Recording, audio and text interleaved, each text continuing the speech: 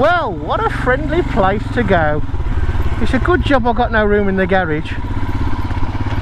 Oh, some machines in there. Lovely sidecar job. That's ancient, that's I think pre-World War One. Or thereabouts. I knew from experience their postage was excellent, getting the stuff out to you. It's good nature about the Himalayan. I suppose I can tell you, didn't say I couldn't. They're working on and almost got set up their own pannier rails for a Givi, or Givi if you prefer, system. I'll say about my compass, and when he mentioned it I thought that rings a bell. To calibrate you're supposed to ride round in circles for a bit. Well, I just tried that for about 3 circuits and I went a bit dizzy, so I stopped doing it. Series 1. The consensus of opinion is these are cracking machines. You know, you say it's cracking machines for the money, which they are. It is early days, we'll wait and see, but so far they are cracking machines in their own right. I forget how long for, but one of the prototype twins has been on test between Southam, is it? Southam? Seriously again? Southam, Leamington Way, to the Bruntingthorpe testing site for, can't remember how long, some considerable time. And it's been on Hitchcocks dyno, because the dyno at Bruntingthorpe packed up apparently, and it's been on Hitchcocks dyno all day, whenever that was, and they are ready, absolutely ready to go on production, which of course we all probably knew, those of you who've been watching and reading about the new twins. We all knew it'd be about April, May, June, so like it's a case of well, I suppose put the mug of tea down and get on with it. Unfortunately though, sad news, and I'd heard, and then somebody said the opposite. No, it wasn't the case. It's a bit sad. It is sad. They have stopped the single cylinder Continental GT, stopped production, and I'm so glad. Didn't know at the time, of course. So glad I bought one. Such a machine. This gives you a smile, a big smile, for different reasons. But the CGT, oh no, I'm gonna have to wash him now. Sorry. But yeah, I stopped making the Continental GT, and it's sad, man. It's sad.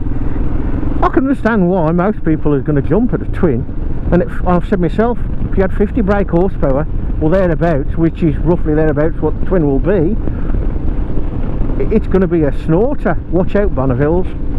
And for £6,000 or thereabouts. But there's something special about Smelly and the Continental GTs. Something really nice.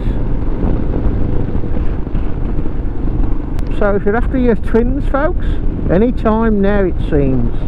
And I'm really going to some lengths to make sure the product is good, dare I say it's spot on, from the word go, which is refreshing these days. Triumph are going to have some competition, methinks, because price of course is a big thing, but that ain't everything, of course. Triumph 1200 Tiger, about £18,000. We had a few bits on it. Not as good as a BMW R1200 GSE, whatever it is called, but I ain't going to bother buying one of them. As good as it looks and as good as it performs, it's not my cup of... Well, I'll be honest folks, it's the badge. I know it's only 80 years ago folks, but there you go. I don't detest them, and if it was a bit cheaper than the Triumph then I probably would have done, but anyway. But the Triumph is not as good on the gas, and it doesn't have such a big tank as the BMW. And this hasn't got the top end, of course. It hasn't got all the electronics, which is another reason why folks buy a Royal Enfield, because I don't want too much of the way of electronics.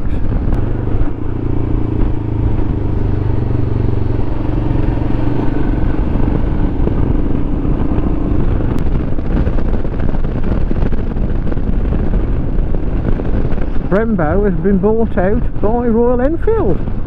Brembo brakes.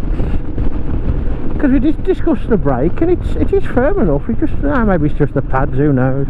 Perhaps a bit harder pad than the Continental GTs. Of course, the thing is, it's very early days, but apparently they own Brembo. But if you own Brembo, why don't you have the Brembo name? Because everybody knows Brembo on the calipers, etc.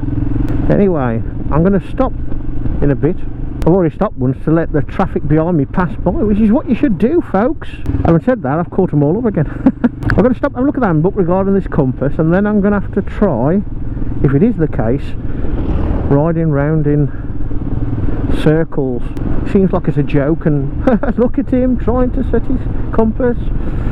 Which, if that's the case, firstly, I've already done it, and secondly, I'm going to try it again. So the joke's on me, folks. Nice thing about this is that the furthest bits to stick out are still the handlebars, even with the panniers on. So obviously give things a little bit more of a wider berth than you might do on, say, a GT or even my Triumph for that matter.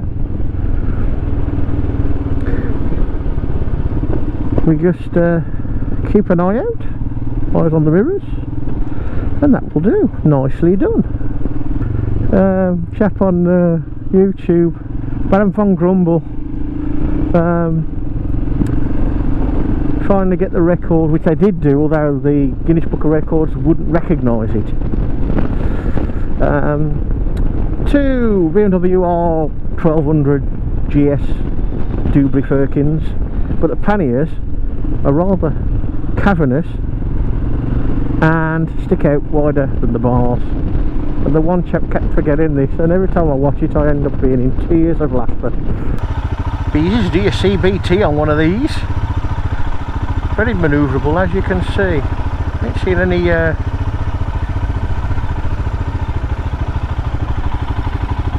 anything happening to the compass. We'll get a couple more, trying not to get dizzy.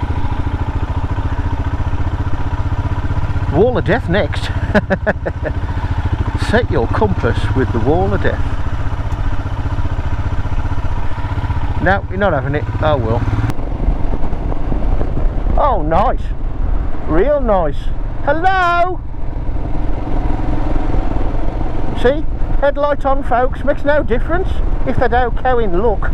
One of the things I did meant to mention, and it's probably the most irritating things about the Continental GT.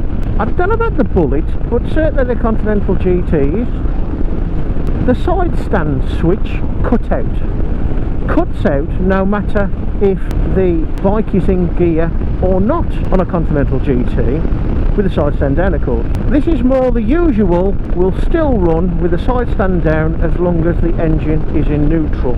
We have done so far, say 50 miles since filling up, and it tells me that the average speed, because we've got average speed on it as well, 24, which ain't bad really, considering the maximum I've been doing is, well, I've probably touched 40 more often than not. Ooh, what speed ups, folks. Let's try this one. A little bit more abrupt, but not bad.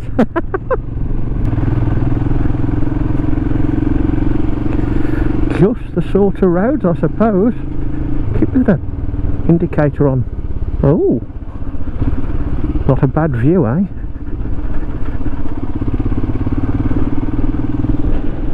Watch out for the trees. I can't remember the last time I come up here. I think I have come up here before. I suppose I could do the theme tune from Kickstart for you.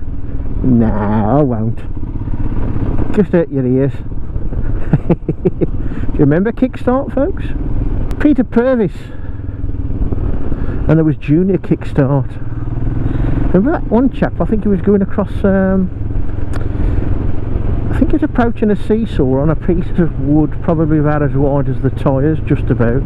The gutter. That's where I live. Anyway, the chap was going along quite nicely, and then he come off, and guess where he landed? Yep. High voice.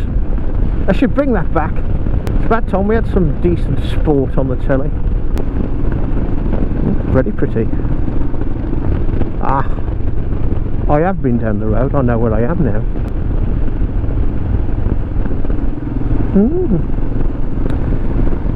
Doesn't know when I've been down it before, I don't know. Anyway, it's very nice. In the middle of nowhere, but not far from anywhere.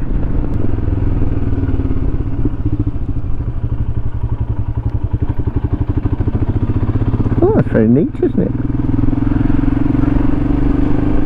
Tell you what, folks, this is not that the one I had on test ride was uncomfortable, but this is, you felt like you sat on top of that one. This one you just sit not in it, but so like behind the clocks nicely, slightly lower. In other words, for me at my height, it's a load better. And again, not that other one was that bad, but this is comfy, man, comfy. The bike and the tyres on the whole is so very confidence inspiring on the loose stuff, so much so I think you're gonna have to hold yourself back because you might get carried away. I know what you're all thinking. We've got a dog on the loose. Oh, I think we'll let him get on. He's doing well, isn't he? Okay, guess what tune I'm thinking of? Rhubarb and custard. Da da da da da da da da da da da da. Da da da da da da da da da da da. Thank you very much, mate, but I'll take it myself. Da da da da da da da da da da da da da da da da da. Oh God, I'm tuning my head now. That's just about it for today, I think. We got about 10 miles to go. Well, yeah, about 10 miles to go. But it's all urban, so on that, I'll cut you loose. We'll see where Webley takes us tomorrow.